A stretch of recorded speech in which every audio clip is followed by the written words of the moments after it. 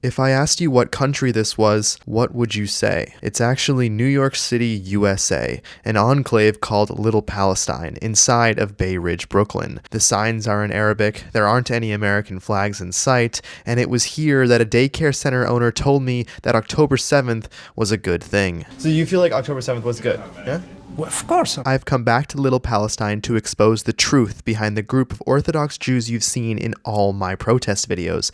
They're always at the front, representing the perception that Jews stand against the West. It's time the world knows the truth about this group, and what better way than to speak to their leader? Welcome back to The Nate Friedman Show. Hey man, how you doing? Hey, mind if I ask you guys a question? We spoke earlier? Working for? I'm working for myself. Can I ask you a question? Yes. Okay, cool. You work for yourself? What's the name of your blog? What's the name Nate Friedman. Can you tell me what you're doing out here? We are here while Gaza is starving. We as Jewish people have an obligation to stand up and say this is not in our name. This has to be stopped. Yeah, absolutely. Zionism is not Judaism, and they not speak in the name of the Jewish people. Yeah. All that the state of Israel is standing is against our religion. Yeah. So you stand with Gaza? We stand with Gaza, we stand with Palestine. Do you believe that you could physically stand in Gaza dressed as you are and be alive? We war in Gaza, and I know this is Zionist propaganda. Okay. To say that Jews cannot live with the Palestinians together, but we used to live in peace together with the Palestinian people for hundreds of years. Yeah. This is true false propaganda. But right now, I'm asking. This is the Zionist media. Right now, yes. 6 years ago, we went to Gaza. The Gaza people don't have any problem with the Jewish people as the Jewish religion. They have a problem with the brutal occupation of the state of Israel. They most certainly have a problem with the Jewish people. If you listen to the phone calls from Gazans killing Israelis on October 7th, they explicitly say Jew, not Israeli. Listen for yourself.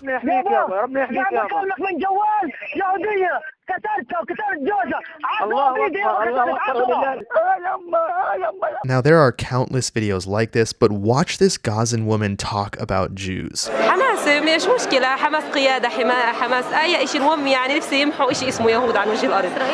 Now, it's of course not just random people off the street in Gaza that hate Jews. The leaders of Hamas explicitly call for the annihilation of all Jews, including this Orthodox Jew that I'm talking to. Now, the idea that Jews used to live in peace in Gaza is also fiction. Israel pulled out of Gaza in 2005. Now, do you think that they did so because they didn't like the food?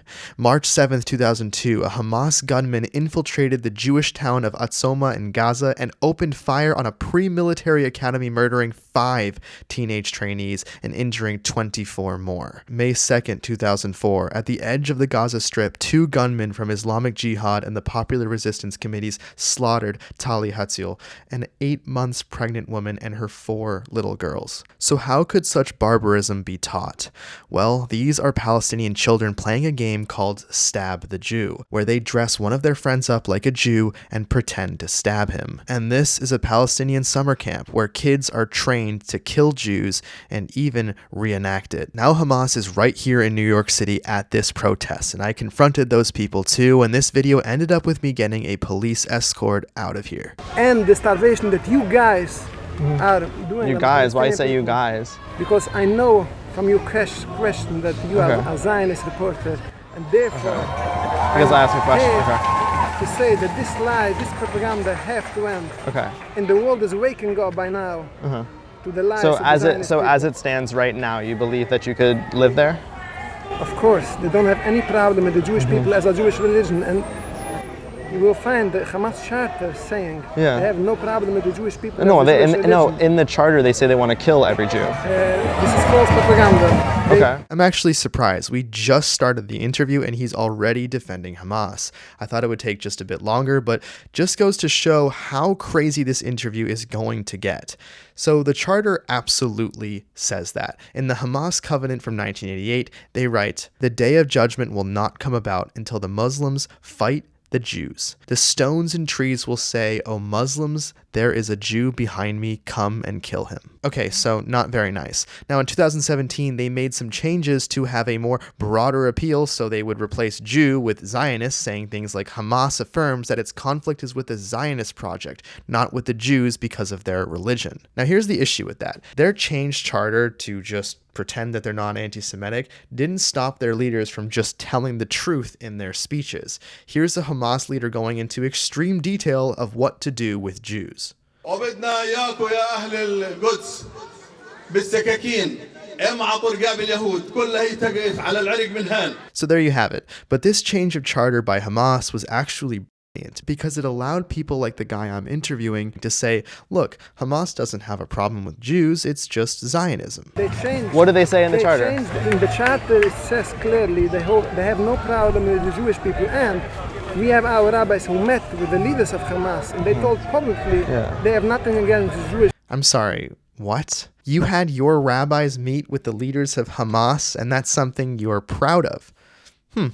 I guess I couldn't ask for a better introduction to who these people really are. This rabbi I'm talking to represents a group called Neturei Karta, or NKUSA, and here you can in fact see them meeting with Ismail Haniyeh, the former leader of Hamas. Now, Haniyeh celebrated the October 7th massacre while praying in Qatar, seeing the slaughter and saying God is good. Allahu Akbar.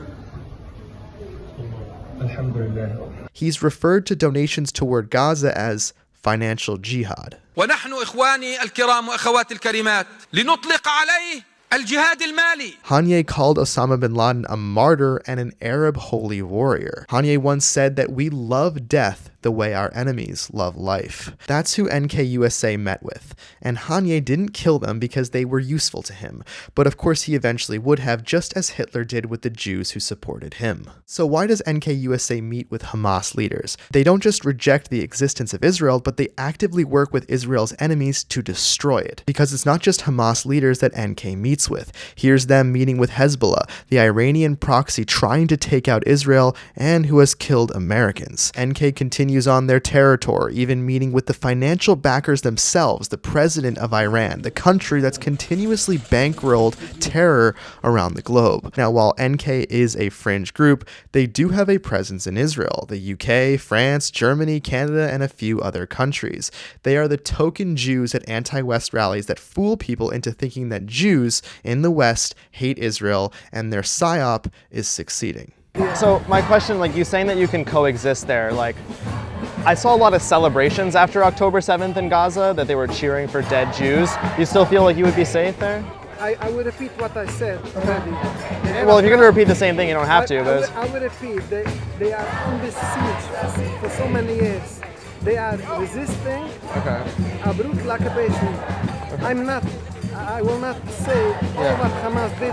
I'm not their lawyer, but I will say that if they hate somebody, it's because the Zionist actions. So who is this guy that I'm talking to that needs to be a lawyer in order to condemn Hamas? Meet Rabbi Yitzhak. When you go to work, he goes to protest. This man has gone to hundreds of protests and he travels the country to do so. Rabbi Yitzhak wants you to believe that Jews globally support Hamas. And his strategy is simple.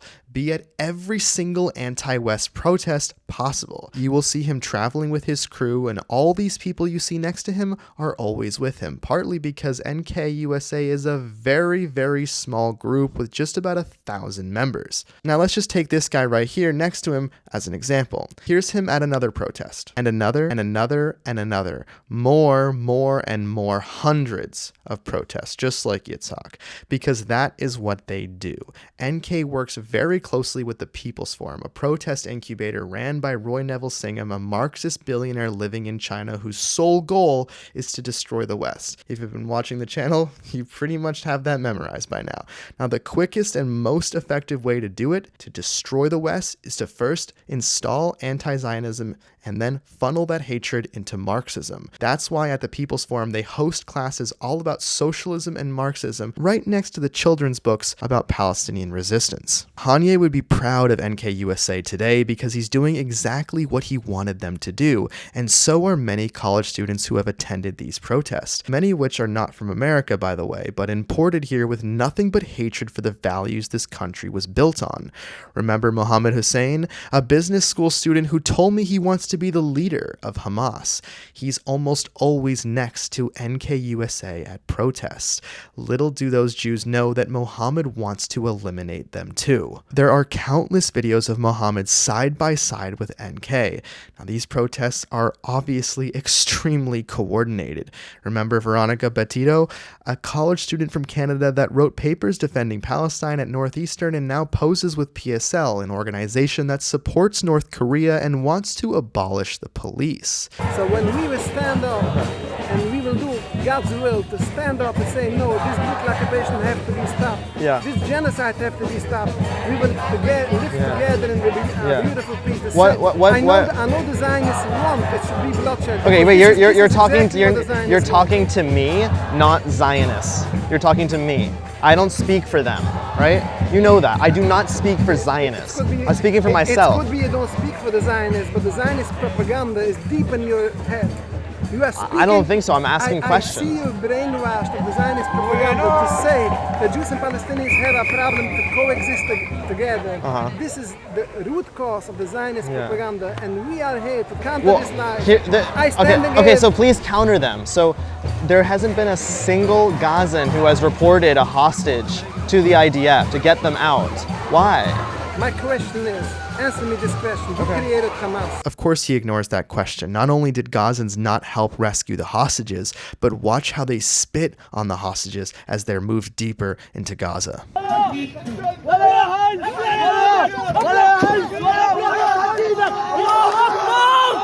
Now, there are countless testimonies from Jewish hostages that go into detail of their captivity and how the Gazans treated them. Not Hamas, but the Gazans. Listen to Sapir Cohen. I saw thousands of people in the street. Like, all the people came outside and they are all encouraged the terrorists, and they are all come to touch me and to beat me, and they beat me strong. So I need to put the hands on my head and I'll say, God, please save me. I don't want to die here.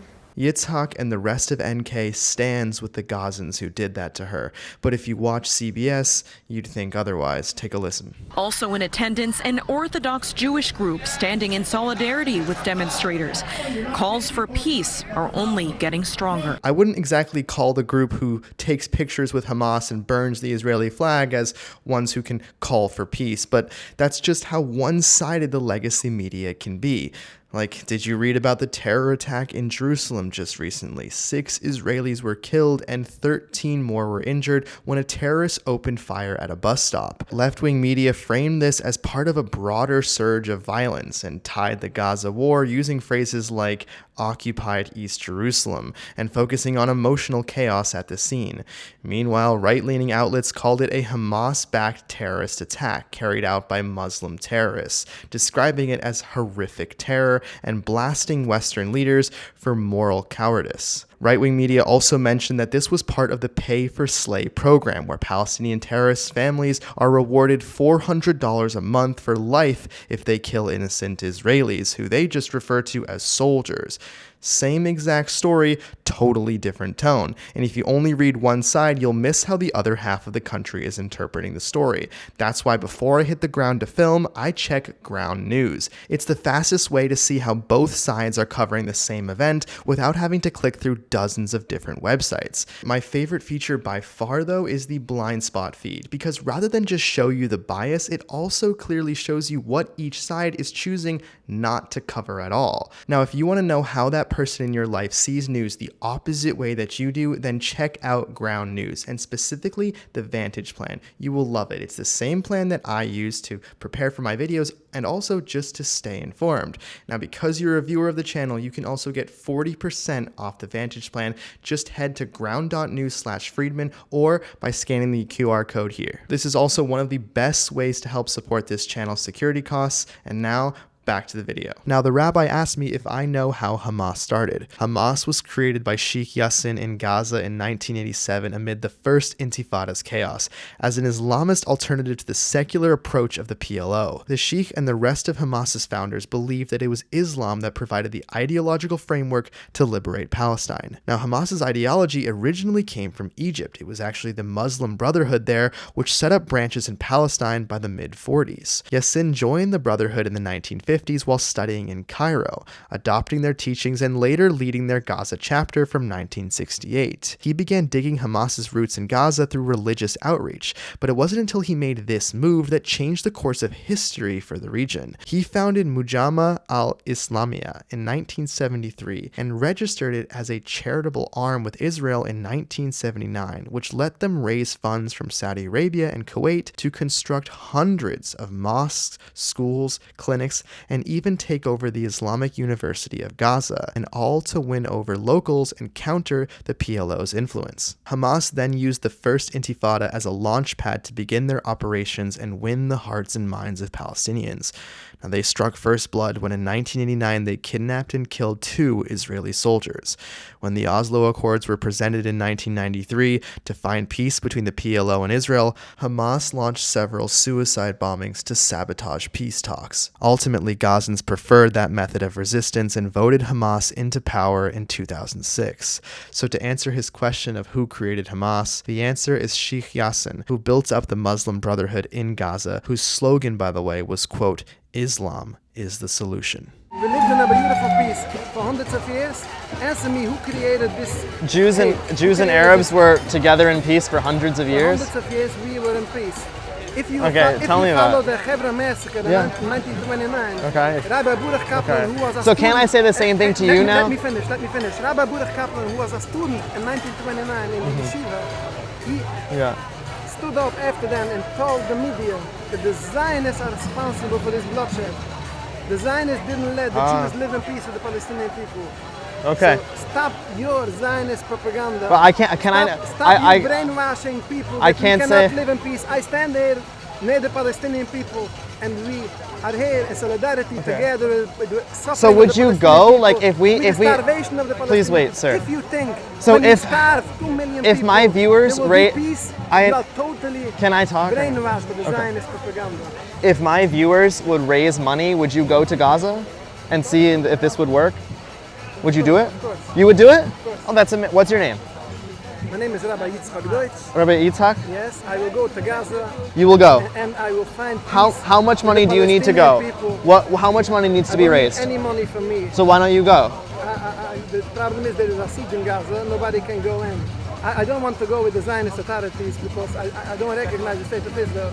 But if the Egyptian government will let me in, I will go in. I will bring aid to the suffering of the Palestinian people. So, for the people who are starving to death, I will go in and give solidarity for this suffering of the people. Okay. He likes this idea that Jews and Arabs were living together in peace for hundreds of years. Don't get me wrong, I love that idea too, but it's not historically accurate at all. All you have to do is look at this map. There were 63,000 Jews in Yemen, now there are 50. There were 265,000 Jews in Morocco, and now there's 2,100. There were 150,000 Jews in Iraq, and now there's 10. So why did they leave Iraq? Well, Arabs in Iraq were being courted by Nazis. The Germans even translated Hitler's speeches in Arabic so that Arabs would take out as many Jews as they possibly could. So in 1941, swarms of soldiers in Iraq went hunting for Jews. Jews were ordered to stay in their homes and their doors were marked with a red Hamsa. Hundreds of Jews were then cut down by sword and rifle. Some were decapitated and babies were sliced in half and thrown in the river. Girls were in front of their parents, and parents were killed in front of their children. Now, does that sound like Arabs and Jews living in peace to you? What did you think about October 7th? Do you think there should be another one? I think that the Zionists are responsible for October 7th, and not just October 7th, they are responsible for 77 years of bloodshed on both sides, Jews and Palestinians. So do you think there should be another October 7th? I think that yes or if no? the Zionists continue with their actions, there will probably be another October 7th. But right now. And it's the Zionists who are responsible for the risks of bloodshed. And I will add that the Zionists want it should be another October 7th to be able to kill more Palestinians and to finish this genocide. Yeah, but I'm just asking. So we are here to say that while you want October 7th, I am here to cry for the suffering of the people, Jews and Palestinians together. Your action, 77 years of action, are responsible for this bloodshed. Okay, so as it stands right now, would you like there to be an October 7th again? As we stand right Yes. now, I'm here to say that the Zionists are responsible. But that's for not my question. 77 That's not my years of question, bloodshed. sir. I will repeat my answer. Okay, I will repeat so my you will answer it. You will answer I will it. repeat my answer again. The Zionists are responsible for 77 years of bloodshed, not just October 7th. Okay. 77 But that years. doesn't- but that- Rivers of bloodshed are on the Zionist hand. So you And don't if want to they answer. will continue. Not if they will continue. I'm saying will right see now. again. I'm saying right now. Unbelievable, the Tomorrow. situation. Tomorrow. 2 million people in Gaza are dying, starving to Sure. death, and you turn a blind eye to this. Why is Israel attacking Gaza Why now? you are doing this? But let me- Why are you turning a blind eye? I'm to not- the my eyes suffering are of the open. people of Gaza, to the starvation of the people of Gaza. Okay. It's our duty as Jewish people to stand up and to say no. This has to be stopped. Then maybe then when the occupation will stop, then we will join together the beautiful peace that did exist in I would love to Palestine join prior together. the movement of Zionism. I would love to join It's together. the movement of Zionism which is responsible, and it's the movement of Zionism and the brainwashing, the Zionist propaganda, like the Okay. media, like you, who is responsible for this rivers of bloodshed. You are complicit of this genocide in Gaza. You are complicit of the killing of the Jewish people around the world and in Israel. You are. It's your responsibility. So why do you think because Gaza's you are being here so okay, before October 7th, there's many videos of Gaza as a nice place. Would you agree or no? Yes. Beach, beautiful buildings, everything. Okay. And then it was destroyed. Destroyed my home. Okay. Destroyed my home. Okay. Gaza was destroyed. Before there was listen. Destroyed my home. Okay. Destroyed my Gaza home. It's what was not destroyed. I get it. So there were beautiful Destroyed shots. my home. Oh, Israel. Israel. I will say that. Yeah, 100%. Israel committed So a terrible genocide on the people of Gaza. So stop here. Don't go. why any can't you answer further. my question? Stop here. So you won't answer it? So it's the Zionist people who created a destruction in Gaza. Listen to me. 2 Just million people are now starving to death, and you are here with your ugly, satanic propaganda of the Zionist but you movement. can't answer my question. Open your eyes and What see happened what you between- created for 77 years bloodshed. Will you stop talking for a second or 77 no? years. You followed the rebellion against God. You know that all the Jewish rabbis were in opposition to the state of Israel. Okay. And we will continue to stand up against the Zionist state of Israel and against its supporters. And we are here. I will finish with that point. That it's your responsibility for the bloodshed on both Palestinian people and the Jewish people. And I cannot understand how a human being can stand and turn a blind eye to the starvation. Are you going to answer one question or no? Killing of the Palestinian people. Are you done? Thank you very much. Or you don't want to answer one more question? So you won't answer the question of what happened between Gaza being this beautiful place with shops and restaurants to it being destroyed. What happened in between those moments? The answer is very clear. What happened between the answer that? is very clear. Okay. The Zionist movement expanded their, So you their won't acknowledge. long-awaited plan, colonialist project. Okay. And they, So and do you they think want do to you, do it- do you think do this October now in 7th? Gaza. So Do you we think are standing here to oppose this colonial movement of the Zionist Do you- settler movement? do you think which that October want 7th Gaza for their purpose, for killing more Jews and more Palestinians. Do you think that So October we are 7th? here Oh in my solidarity God. with the Palestinian people and This to is what- counter this brainwashed Zionist. Okay, people. brainwashed. Thank you very much. You're done? Okay. Amazing.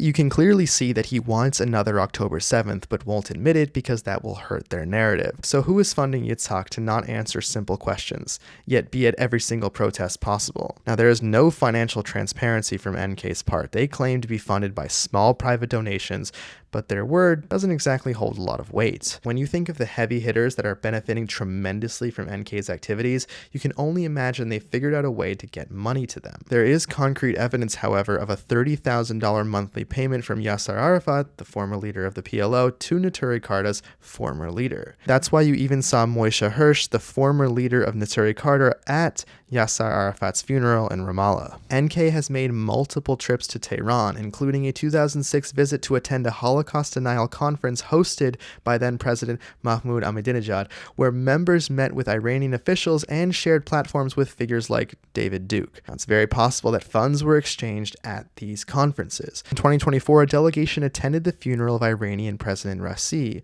in Tehran, with Rabbi David Weiss from NK describing Raisi as an amazing leader. NK has also engaged with Qatar, a key backer of Hamas, attending the 2024 funeral of Hamas leader Ismail Haniyeh in Doha and holding signs denouncing Israel. Now, Qatar has channeled up to $30 million a month into Gaza, so giving NK thousands of dollars to protest seems well within their means. It's a perfect match because you'll see that Al Jazeera often features Neturei Karta in a positive light. You remember his cameraman kind of smiling with him as they left the interview? That's because they're a team and they know once their broken logic is confronted, that it's time to stop the interview. Now, this cameraman has been at this for a long time. Here's him videoing an interview that Tucker did many, many years ago. Here's him traveling to the White House to protest. And finally, here's him at as many protests as I can to fit on this screen. Next up, I wanted to speak to these guys dressed as terrorists. Even in the watered-down version of the Hamas charter, they outline that Hamas wants to kill all Zionists. So that's just what I asked him. All right, can I ask you a question? Is it okay if I ask you one? Okay. I'll just record so I have... Depends on the question, what the question is. Okay, so the question is like, do you want to kill all Zionists? Would you like to? It's just one question. Do you not want to answer? Because that's just what the headband says. That's not what the headband says. What does the headband say? Tell me. Tell me what that headband means. You can look it up. No, I want you to tell me. So you don't even know what your own headband means? Is it closed? Okay. He wasn't exactly in the answering mood, so I asked police if he can even have a headband like that on in the United States that represents a terror organization that wants to see America destroyed or completely converted to Islam. This was the police's response. It's incredible. There's a guy with a Hamas headband over there. Yeah, and everyone heard about it? Yeah. It's a protest, we're not doing anything about it. Okay, I just was curious why, that's all. I mean, he wants to kill every... Of speech, he can do whatever the fuck Okay, he obviously wants. you're annoyed. It's the first time I've asked, so that's why I'm like... You came up to 2 of my cops already. Sure, and they told you that it's fine. Yes. Okay. I told them it's fine. So if there was 50 people with Hamas headbands, it would be fine? Yes. 100? Yes. Even 1,000? Yes. Okay, that's great. Thank you guys. Have a Appreciate good day. it. Have a good one. Okay, I did not think, did you think that the police in New York City would say that about someone wearing a Hamas headband? Next, I saw these guys trying to intimidate the pro-West side on the other side of the street. As I wrapped up my interviews, I noticed that they also started to follow me out of the protest. Didn't get that on film as I was on high alerts. I then saw that this policewoman noticed what was going on and she offered to escort me out of the protest safely. So thank you to her, she was really cool. Now as we ride back home, I want to mention 3 quick things. Number 1, as of recording this, the man on the phone calling his dad celebrating that he killed Jews with his bare hands was just eliminated by Israeli forces. Number 2, there are significantly more Hamas headbands at these protests now than I've ever seen in New York before. Number 3, places like Little Palestine exist in the United States. If you think Hamas's ideology only exists across the world, you'd be sadly mistaken. It's at our doorstep. Now, if you want to know how DC protests are funded and the story behind the 24/7 protester, then watch this video. I did a full expose on her and the protest encampment right outside Union Station. I'll see you there.